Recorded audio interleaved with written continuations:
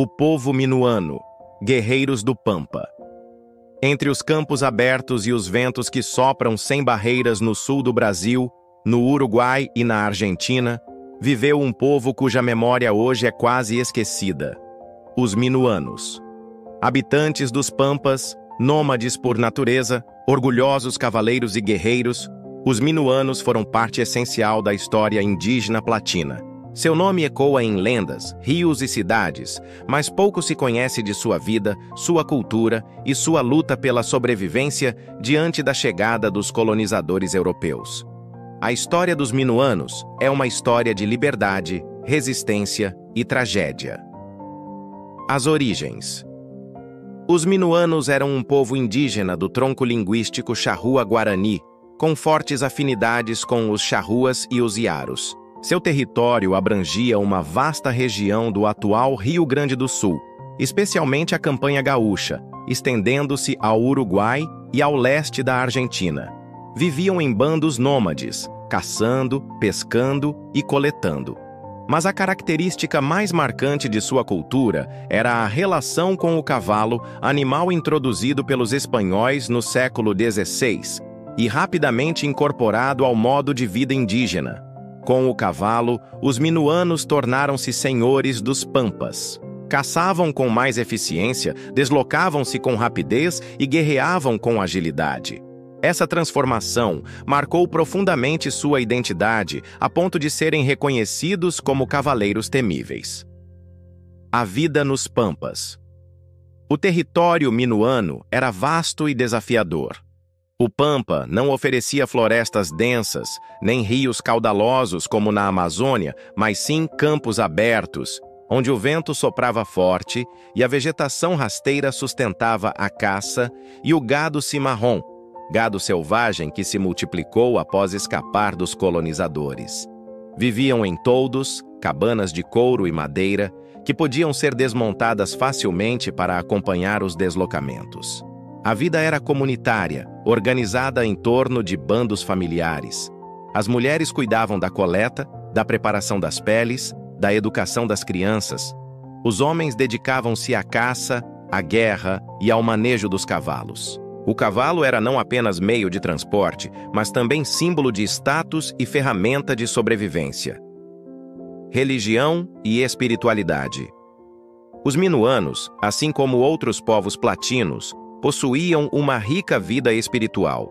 Reverenciavam os espíritos da natureza, associando o vento, o sol e os animais a forças divinas. O vento minuano, que ainda hoje é lembrado no sul do Brasil, era visto como sinal da presença dos deuses. As cerimônias envolviam danças, cantos e pinturas corporais. A guerra tinha também dimensão espiritual. Acreditava-se que a coragem em combate aproximava o guerreiro dos ancestrais e fortalecia sua alma. Primeiros contatos com europeus. O primeiro contato dos minuanos com os europeus deu-se com os espanhóis que exploravam a região do Rio da Prata no século XVI. Posteriormente, os portugueses também disputariam esse território. Inicialmente, os minuanos se beneficiaram do contato, adquiriram cavalos e metais, mas logo perceberam a ameaça representada pela colonização. Fazendas, missões jesuíticas e fortes começaram a tomar espaço em seus campos. Ainda no século XVII, tornaram-se aliados ocasionais de outros povos, como os guenoas e charruas, para resistir à expansão luso-espanhola. Atacavam estâncias, saqueavam gado e lutavam contra expedições coloniais. Guerreiros do Pampa. A reputação dos minuanos como guerreiros cresceu rapidamente. Sua mobilidade a cavalo os tornava quase inalcançáveis. Eles surgiam como fantasmas no horizonte. Rápidos, armados com lanças, boleadeiras e flechas, atacavam e desapareciam antes que o inimigo pudesse reagir. A guerra, para os minuanos, era parte da sobrevivência. Não se tratava apenas de resistir aos colonizadores, mas também de afirmar seu domínio sobre os campos contra outros povos indígenas rivais. Sua coragem inspirava respeito e medo. Muitos relatos coloniais descrevem-nos como selvagens indomáveis, mas esse olhar carregava o preconceito europeu que não compreendia a relação íntima entre liberdade e cultura minuana. Conflitos com as missões jesuíticas. Os jesuítas, a partir do século XVII, criaram as famosas missões Guarani na região Platina.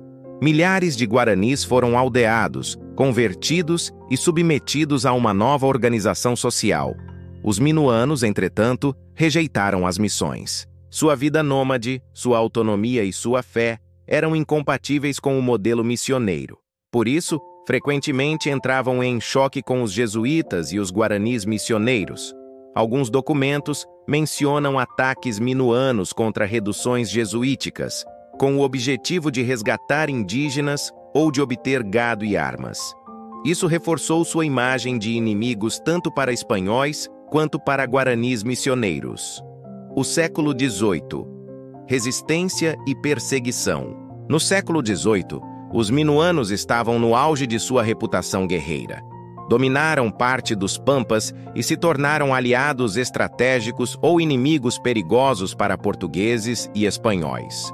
Muitas vezes, foram recrutados como aliados em guerras coloniais, mas logo depois perseguidos quando deixavam de ser úteis.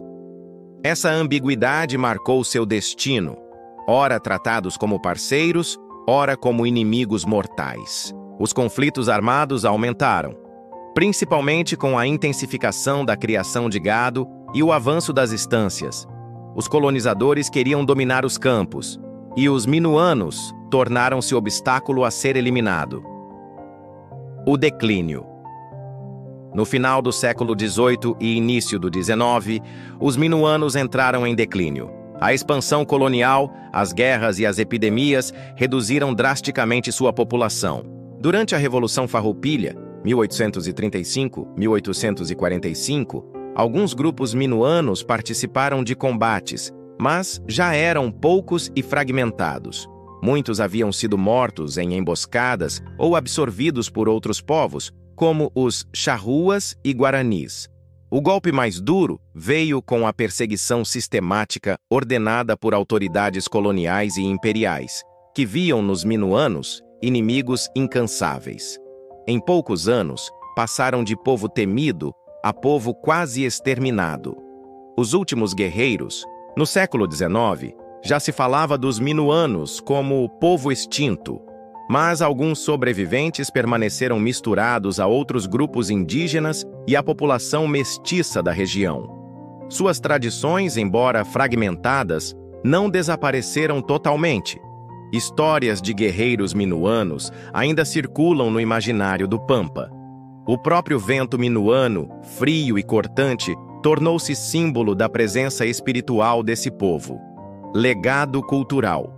O legado dos minuanos não está apenas nos documentos coloniais, mas também na cultura do sul do Brasil, Uruguai e Argentina. A relação com o cavalo, tão característica da vida gaúcha, tem raízes na tradição indígena platina. Palavras, gestos e até lendas do Pampa guardam ecos minuano-charruas. Os guerreiros que desafiavam colonizadores deixaram uma marca invisível, mas poderosa, na identidade regional. Hoje, pesquisadores e descendentes lutam para recuperar a memória minuana, resgatar sua língua perdida e afirmar sua importância na história da América do Sul. O povo minuano viveu livre nos campos do Pampa, desafiou impérios e resistiu até o limite de suas forças. Sua história é feita de coragem, mobilidade e conexão profunda com a natureza. Embora tenham sido quase exterminados, não desapareceram por completo. Sobrevivem no vento que sopra frio pelas coxilhas, no imaginário das terras platinas e no legado cultural que ajudaram a formar. Recordar os minuanos é reconhecer que a história da América do Sul não pertence apenas aos colonizadores, mas também aos povos que, com dignidade e bravura, escreveram suas páginas em sangue e liberdade. Se gostou do vídeo, curta, comente, compartilhe e se inscreva no canal.